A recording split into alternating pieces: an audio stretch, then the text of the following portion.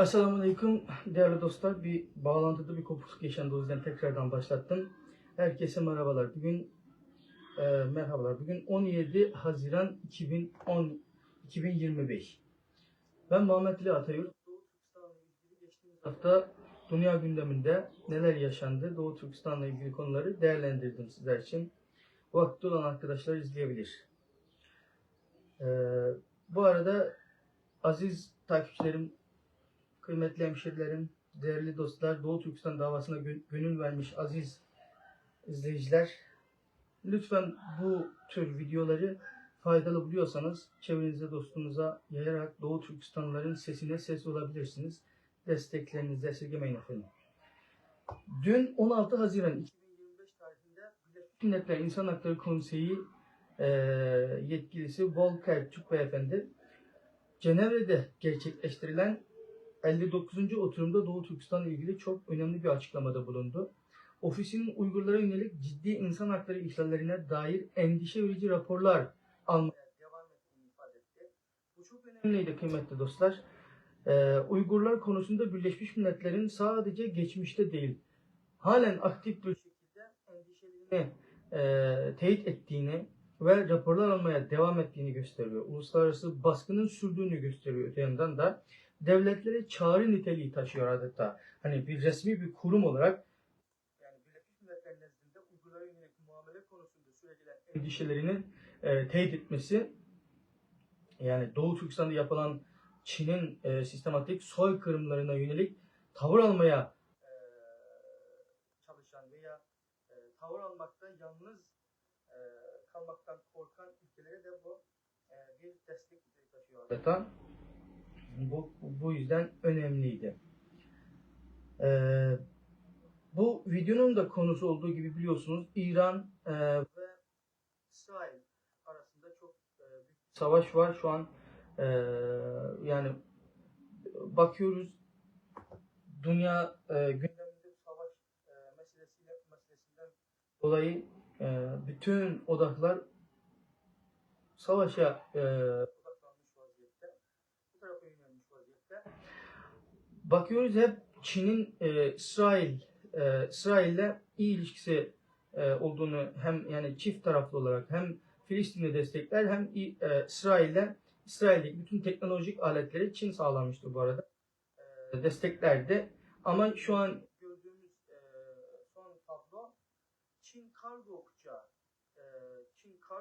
İran'ın hava sahası tüm uçuşları kapatılmasına rağmen Tahran sahalarında uçuş gerçekleştirdiği haberleri uluslararası gündeme düştü. 16-17 Haziran 2025 tarihinde rapor edildi bu. Peki bunun anlamı ne kıymetli izleyicilerimiz? Şimdi bu kargo uçağının birkaç tane özelliklerini sayacağım size. Uçakların hani tanımlama cihazı sinyallerini kapatması dikkat çekici, radar sistemlerinden kaçırılması dikkat çekici ve bu tarz hani askeri teçhizat taşıdığını mı acaba yani düşündürüyor insanları. Yani Çin-İran yakınlaşmasına işaret eder aslında bu gelişme. Yani jeopolitik anlamda da çok önem taşıyan bir gelişmeydi. Yani Çin'den İran'a gerçekleşen bu kargo uçağı meselesinde aslında yani askeri malzemelerin taşındığını düşünebiliriz. Yani burada yani Çin-İran ittifakının güçlenmeye başladığını ve bölgesel dengelerde yeni dinamiklerin devreye girdiğinin bir göstergesi olarak değerlendirebiliriz. Burada hani Çin İran'a gizlice destek verdiğini görebiliriz burada açıkçası. Doğu Türkistan'a giden turistler var. Facebook'tan da bir abimiz Doğu Türkistan'a gitmiş. Burada takip ettik Facebook'tan, kendisinde yani gerçekleri gördüğü için Doğu Türkistan'daki karşılaştığı manzaraları birebir anlattığı için kendisine de Doğu Türkistan halkı adına buradan minnettarlığımızı, teşekkürümüzü iletiyoruz. Doğu Türkistan'a gittiğinde gördüğü manzara insanlar, yani turistler hiçbir şekilde sivil halkla görüştürülmüyor ve takip, sorgular eşliğinde zor belada gezebildiğini, sınırlı yerleri gezebildiğini anlatmış. Aynı şekilde de bir yabancı, batıdan bir yabancı Doğu Türkistan'a gezerken bakın aynı şu ifadeleri kullanıyor. Sosyal medyada bu çok paylaşıldı. Doğu Türkistan'ı gezerken birçok güzel cami gördüm ancak hiçbirinde namaz kılan bir kişiye bile rastlamadım. Camiler ya tamamen kapalıydı ya da sadece fotoğraf çekilen turistlerle doluydu. İbadet etmek isteyenlere yasak şeklinde açıklaması vardı. Bu da çok dikkat çekiciydi. Hani Çin sürekli Doğu Türkistan'da zulüm yok şeklinde açıklamaları vardı. Bu da çürütmüş oluyor. Ve uluslararası alanda raporlar yayınlanmaya devam ediyor. Çin'in uzak batısındaki kritik maden endüstrileri Uygurları zorla çalıştırıyor. Bu Lahey merkezli HAK grubu Global Risks Community tarafından hazırlanan rapor Doğu Türkistan'da Doğu Türkistan'da faaliyet gösteren 77 şirket kritik minerallere dayalı ürünlerin alt üreticileri lityum, titanyum, berlium ve magnezyum endüstrilerindeki iş gücü transferi programlarına Uygur Türklerini dahil ettiği devlet destekli zorla çalıştırma programıyla burada yaralandığını söylüyor kıymetli izleyicilerimiz raporda. Bu Doğu Türkistan bölgesi biliyorsunuz 138 çeşit doğal maden yatağıdır.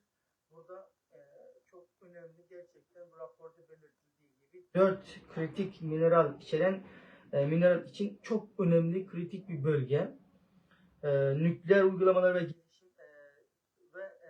gelişmiş elektronikler için çok önemli olan maden şeyleridir bunlar. Berlium, işte magnezyum, lityum, titanyum gibi elektrikli araçlarda olsun, havacılık ve savunma endüstrilerinde olsun bunlar vazgeçilmezi. Doğu Türkistan'daki bu raporda yani Uygur Türklerinin her alanda çalıştırılması gibi önemli bir dikkat çekiciydi. Öte yandan da Çin'in dünyadaki protestoculara yönelik uluslararası ulus ötesi baskısını ele alan bir rapor yayınlandı. İngiltere merkezli insan hakları kuruluşu Article 19 tarafından yayınlanan Küreselleşen baskı, Çin'in dünyadaki protestoculara yönelik ulus ötesi baskısı başlıklı rapor. Çin hükümetinin sınır ötesi muhalif sesleri susturmak için sistematik biçimde çevrimiçi manipülasyon, taciz, izleme ve Çin'deki aile üyelerine kadar uzanan tehdit, şantaj baskılarını ortaya koyuyor. 2011 ile 2024 yılları arasındaki 12 ülkede yaşanan olayları kapsayan bu raporda masa başı araştırmalara ve Uygur, Tibet, Hong Kong, özellikle de Uygur, Tibetli, Hong Konglu bu muhalifleri Çin'in mercek altına alarak özellikle odaklı bir halde bunlara baskı uyguladığını ele alıyor. İfade özgürlüğünün daha yasal güvence altına alındığı bazı ülkelerde bu daha yoğun olarak karşımıza çıkabiliyor. Asya'daki, Kuzey Amerika ve Avrupa'daki demokratik devletler hani buralarda Çin bu ülkenin işte yasalarını kullanarak insanları susturmaya yönelik faaliyetler yapabiliyor demektir. Evet, geçtiğimiz hafta çok önemli bir Doğu Türkistan davasında önemli bir şahsiyet olan Doğu Türkistan Kurtuluş Mücadelesi'nin önderlerinden hayatını Doğu Türkistan'ın bağımsızlık mücadelesi adına adayan Mehmet Emin Boğra beyefendinin vefat yıl dönümüydü. Rahmetle anıyoruz kendisini. Özlemle, minnetle bize Doğu Türkistan davası şuurunu ulaştırdığı için minnettarız kendisine. Anıyoruz böyle bir bu Türkiye'de de bilinen şahsiyet olduğu için birçok üniversiteden, ülke ocaklarından, siyasi partilerden işte anma mesajları Ve Doğu Türkistan'da yapılanlar soykırım sayılsın başlığıyla, temasıyla Türkiye Büyük Millet Meclisi'ne 10.000 imza kampanyası düzenlendi. Sosyal medyada bu kampanya var. Doğu Türkistan'la ilgili paylaşım yapan sosyal medya hesapları bunu hemen hemen hepsi paylaşmıştır. Halkımızı da imza atmaya davet ediyoruz. Evet. Bir diğer sevindirici haber de A Milli Erkek Voleybol takımımız Türkiye temsilen hani 2025 Voleybol Milletler Ligi'ndeki 4. maçında Asya temsilcisi Çin'e 3-0 mağlup etti ve ilk galibiyetini aldı. Milletler Ligi'ndeki ilk hafta Çin etabında mücadele eden filenin Efe'leri ilk haftayı bir galibiyet 3 mağlubiyetle tamamladı. Bu da bir güzel gelişmeydi. Aziz Taş'ın Çin'de çok büyük bir veri sızıntısı yaşandı. Bu korkunç bir şey. Bu veri sızıntısı meselesi yani Çin gibi bir ülkede bütün dijital ortamın hani kontrol altında tutulduğu tek rejim tarafından bu çok hani bu ihmal mi veya bunun perde arkasında ne var, bu çok önemli bir gelişme. 10 Haziran 2025'te rapor edildi. Çin sosyal medyasına bir bomba gibi düştü bu haber aslında. 800 milyon WeChat kullanıcısının kimlik bilgileri toplamda 4 milyar veri kaydı internette sızdırıldı. Bu yani bu öyle böyle bir şey değil yani. Çin'deki neredeyse bir siber saldırı değil bu.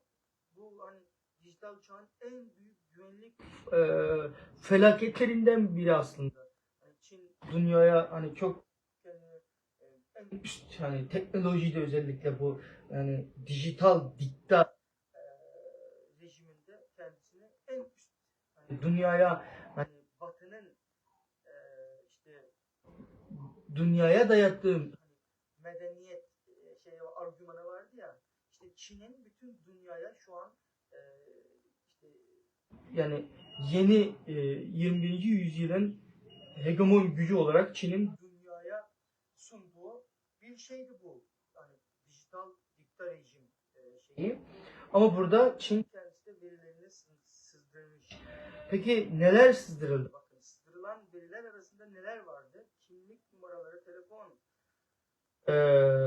ondan sonra adresler, finansal bilgiler ve WeChat ile Alipay kullanıcılarına ait son derece hassas kişisel veriler sızdırılmış.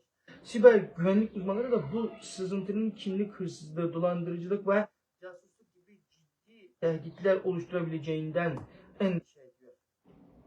Henüz resmi bir açıklama gelmedi bu veri sızıntısıyla ilgili ama uzmanlar bu boyuttaki, bu devasa boyuttaki bu sızıntının basit bir hata olmayacağını düşünüyor tabii. Burada hani bu sadece Çin'in iç meselesi değil yani çünkü yani kimin verileri tehlikede buna bakmakta fayda var burada. Doğu Türkistanlıların başta geliyor bütün WeChat kullanan. En kötüsü ise şu hani mağdurlar bu veriler veri ihlalinden habersiz bilmiyor. Kimse bilmiyor verilerinin ifşa edildiğini Doğu Türkistan ve diğer bölgelerde. Bu haberi görmezsek internette bu haber çıkmazsa kimse kendi bilgilerinin sızdırıldığını anlamıyor yani. Vahim bir durum. Peki bu geçtiğimiz haftaki dikkat çeken gelişmeler bunlar da Doğu Türkistan. Yine ben size elimden geldiği kadar, dilimin döndüğü kadar fırsat buldukça bu tür videoları, bu tür içerikleri hazırlayıp sunmaya gayret göstereceğim. Lütfen bu çok önemli. Yaptığım işin ne kadar önemli olduğunu ben farkındayım. Çünkü Doğu Türkistan meselesi çok hassas bir mesele. Evet, Doğu Türkistan'da Filistinli kardeşlerimizin üzerine yağmış gibi bombalar yağmıyor. İnsanlar, bebekler, çocuklar böyle ulu orta herkesin gözünün içine baka baka o şekilde öldürülmüyor. Ama çok sinsi, çok adi bir şekilde, hiç kimsenin ruhu bile duymadan, dünyadan ezole bir şekilde, sistematik bir şekilde yok ediliyor halkımız, asimile ediliyor. E, Bu yüzden yaptığım bu hizmet Doğu Türkistan meselesinde siz değerli kıymetli izleyicilerime bilinçlendirme e, bakımından önemlidir. Lütfen bir kişiye dahi olsa bile ulaştırsak bizim için e, yani en güzel olanı odur. En hayırlı olanı. Rabbim hizmetlerimizden razı olsun. İnşallah daha da geliştirmeyi nasip etsin diyelim. Ses ve görüntüde, internette problem var. Kıymetli izleyicilerim, lütfen mazur görün. Şimdilik yani bu şekilde beni idare edin lütfen. Ekipmanı, diğer ses konusunda ve diğer bütün problemleri çözmeye var gücümle gayret ettiğimden emin olabilirsiniz. Bugün programı burada noktalıyorum. İnşallah yine ilerleyen günlerde görüşmek dileğiyle. Hoşça kalın. Allah'a emanet olun.